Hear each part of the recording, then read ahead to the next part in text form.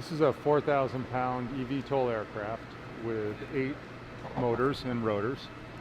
And there's 4 rotors on the top that are coupled to one battery, 4 rotors on the bottom coupled to another battery. They're counter-rotating at each corner. And the aircraft takes off vertically with those nacelles pointed 90 degrees towards the sky. And as it rises into the air, those nacelles tilt forward and it starts to accelerate forward. As it accelerates forward, there's a shared lift between the rotors and the wing. And as those approach 0 degrees, you turn into a regular old airplane. And the power comes way down because the lift is being produced by the wing and the thrust is being produced exclusively for forward motion by the rotors.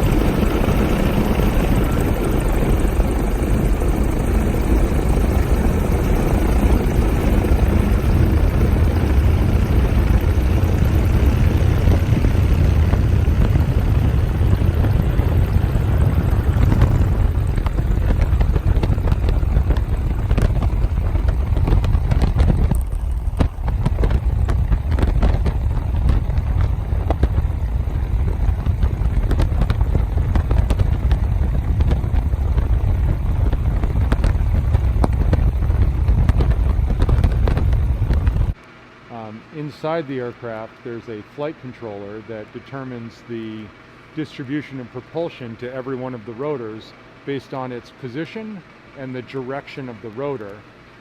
So for example, to do a yaw maneuver where you're going to rotate about the z-axis, you modulate the power independently to all the clockwise and counterclockwise rotors such that the anti-torque starts spinning the aircraft in the other direction. So you can imagine that the rotor that has a large moment arm pushing out in this front right is sweeping you through the air with a little bit more power than the returning blade on that. So to turn to the left, you turn on all of the clockwise rotors a little bit more. To pitch forward, the rear rotors add some power, and to pitch left and right, the counterposing side, of course, adds power. The goal of this aircraft was strictly to elicit critical thinking about electric aviation. And the best way to do it was to build something. So United Therapeutics and us partnered to design and build this aircraft and attempt to fly it across the country, because it would expose all the hard problems associated with eVTOL, from designing and building the aircraft to getting the pilot's licensed to fly it, all the way through the regulatory challenges of flying it airport to airport across the country. So it's designed ultimately to carry organs from a manufacturing facility to hospitals, but the form of this aircraft is not the form of the aircraft that will be doing that. The flight controls, a lot of the technology developed to develop this aircraft will of course be used, but the shape, size, and form of the aircraft will change for the commercial version. Everybody is pretty excited about the opportunity to use super efficient electric propulsion and fly short hops from suburban to urban areas, for example, and relieve traffic congestion. So this type of aircraft could certainly do that.